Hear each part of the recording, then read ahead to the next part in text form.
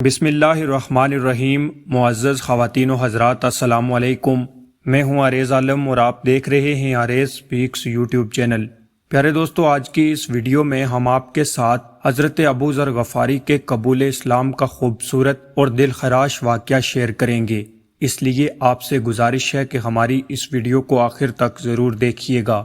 حضرت ابو ذر غفاری مشہور صحابی رسول صلی اللہ علیہ وسلم ہیں، جو بعد میں بڑے بڑے زاہدوں اور علماء میں سے ہوئے۔ حضرت علی کرم اللہ وجہ الکریم کا ارشاد ہے کہ ابو ذر کو ایسے علم حاصل ہوئے جس سے تمام لوگ عاجز ہیں، مگر انہوں نے اس علم کو محفوظ کر رکھا ہے۔ جب ان کو حضور اکرم صلی اللہ علیہ وسلم کی نبوت کی پہلی خبر پہنچی تو انہوں نے اپنے بھائی کو حالات کی تصدیق کے لیے مدینہ کی طرف بھیجا کہ جو شخص یہ دعویٰ کرتا ہے کہ میرے پاس وحی آتی ہے اور آسمان سے خبریں آتی ہیں، جاؤ اور جا کر اس کے حالات معلوم کرو، اس کے کلام کو غور سے سنو۔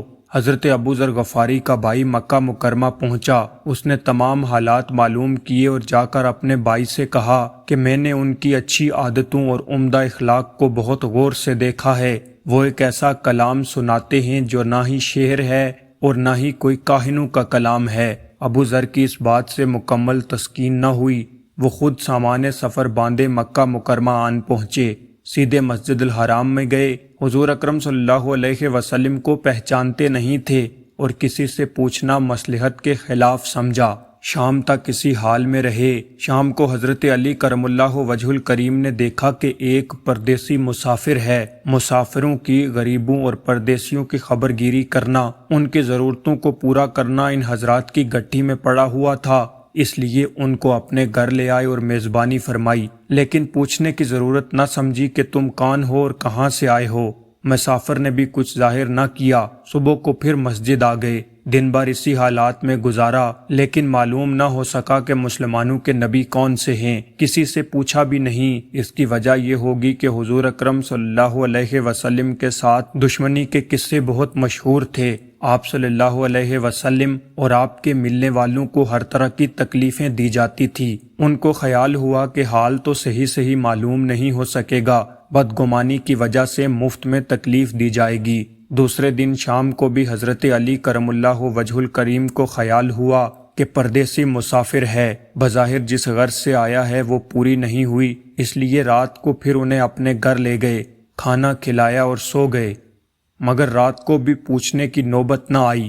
تیسری رات کو پھر یہی صورت ہوئی تو حضرت علی رضی اللہ تعالیٰ عنہ نے دریافت فرمایا، اے مسافر، تم کون ہو اور یہاں کس کام سے آئے ہو؟ تو حضرت ابو ذر غفاری نے پہلے ان کو قسم اور عہد و پیمان دیے اور کہا کہ وہ صحیح بات بتا دیں۔ اس کے بعد ان کو بتایا کہ میں مسلمانوں کے نبی سے ملنے کے لیے یہاں آیا ہوں۔ حضرت علی کرم اللہ وجہ الکریم نے فرمایا، بے شک وہ اللہ کے رسول ہیں، صبح کو تم میرے ساتھ چلنا، میں تم کو وہاں تک پہنچا دوں گا، لیکن مخالفت کا زور ہے، اس لیے راستے میں اگر کوئی مجھے ایسا شخص ملا جس سے میرے ساتھ چلنے کی وجہ سے تم پر کوئی پریشانی آئے تو میں پیشاب کرنے لگوں گا یا اپنا جوتا درست کرنے لگوں گا، تم سیدھے چلے چلنا اور میرے ساتھ نہ ٹھہرنا، جس کی وجہ سے تمہارا میرے ساتھ ہونا معلوم نہ ہو سکے گا۔ صبح کو حضرت علی رضی اللہ تعالیٰ عنہ کے پیچھے حضور اکرم صلی اللہ علیہ وسلم کی خدمت میں پہنچے، وہاں جا کر بات چیت ہوئی، اسی وقت مسلمان ہو گئے۔ حضور اکرم صلی اللہ علیہ وسلم نے ان کی تکلیف کے خیال سے فرمایا کہ اپنے اسلام کو ابھی ظاہر نہ کرنا، چپکے سے اپنی قوم میں چلے جاؤ، جب ہمارا غلبہ ہو جائے اس وقت چلے آنا۔ انہوں نے عرض کیا، یا رسول اللہ، اس ذات کی قسم جس کے قبضہ میں میری جان ہے، اس کلمہ توحید کو ان بے ایمانوں کے بیچ چلا کر پڑھوں گا۔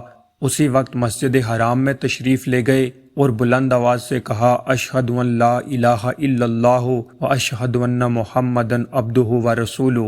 جو ہی یہ آواز بلند ہوئی، چاروں طرف سے لوگ آئے، اس قدر مارا کہ زخمی کر دیا، مرنے کے قریب ہو گئے۔ حضور اکرم صلی اللہ علیہ وسلم کے چچا حضرت عباس، جو اس وقت تک مسلمان نہیں ہوئے تھے، ان کے اوپر بچانے کے لیے لیٹ گئے اور لوگوں سے کہا، کیا ظلم کرتے ہو؟ یہ شخص قبیلہ غفار کا ہے، یہ قبیلہ ملک شام کے راستے میں پڑتا ہے، تمہاری تجارت وغیرہ سب ملک شام کے ساتھ ہے، اگر یہ مر گیا تو شام میں تمہارا آنا جانا بند ہو جائے گا۔ یہ بات سن کر لوگوں کو خیال آیا کہ ملک شام سے ان کی ساری ضرورتیں پوری ہوتی ہیں، وہاں کا راستہ بند ہو جانا ایک مصیبت ہے، اس لیے ان کو چھوڑ دیا۔ دوسرے دن پھر اسی طرح انہوں نے جا کر بآواز بلند کلمہ پڑھا۔ لوگ اس کلمہ کو سننے کی تاب نہ لا سکے، اس لیے دوسرے دن بھی ان پر ٹوٹ پڑے۔ اس دن بھی حضرت عباس رضی اللہ تعالیٰ عنہ نے اسی طرح ان کو سمجھایا کہ اس شخص کو نہ مارو، تمہاری تجارت کا راستہ بند ہو جائے گا۔ اپنی تجارت کا راستہ بند ہونے کی وجہ سے لوگ ڈر کر ان کو چھوڑ کر چلے جاتے۔ حضور اکرم صلی اللہ علیہ وسلم خود ہی اسلام پھیلانے میں ہر قسم کی تکلیفیں برداشت فرما رہے تھے، اس لیے حضرت ابو ذر غفاری رضی اللہ تعالیٰ عنہ نے سہولت پر عمل کے بجائے حضور اکرم صلی اللہ علیہ وسلم کے اتباع کو ترجیح دی۔ یہی ایک چیز تھی کہ جس کی وجہ سے ہر قسم کی ترقی صحابہ کرام کے قدم چوم رہی تھی اور ہر میدان میں ان کا قبضہ تھا۔ جو شخص بھی ایک مرتبہ کلمہ شہادت پڑھ کر اسلام کے جھنڈے کے نیچے آتا تھا، بڑی سے بڑی قوت بھی اس کو نہ روک سکتی تھی اور نہ بڑے سے بڑا ظلم اس کو دین کی اشاعت سے ہٹا سکتا تھا۔ اللہ پاک ہم سب کو بھی صحابہ کرام کے نقش قدم پر چلنے کی توفیق عطا فرمائے۔ پیارے دوستو، یہ تھی ہماری آج کی ویڈیو۔ ہم امید کرتے ہیں کہ آپ کو یہ ویڈیو پسند آئی ہوگی۔ پسند آنے کی صورت میں اسے لائک کر کے اپنے دوستوں کے ساتھ شیئر کر دیجئے۔ مزید ایسی ہی معلوماتی، دلچسپ اور سبق آموز ویڈیوز کے لیے ہمارے چینل کو سبسکرائب کر لیجئے۔ آپ سے ملاقات ہوتی ہے اسی طرح کی ایک اور نئی ویڈیو میں، تب تک کے لیے اللہ حافظ۔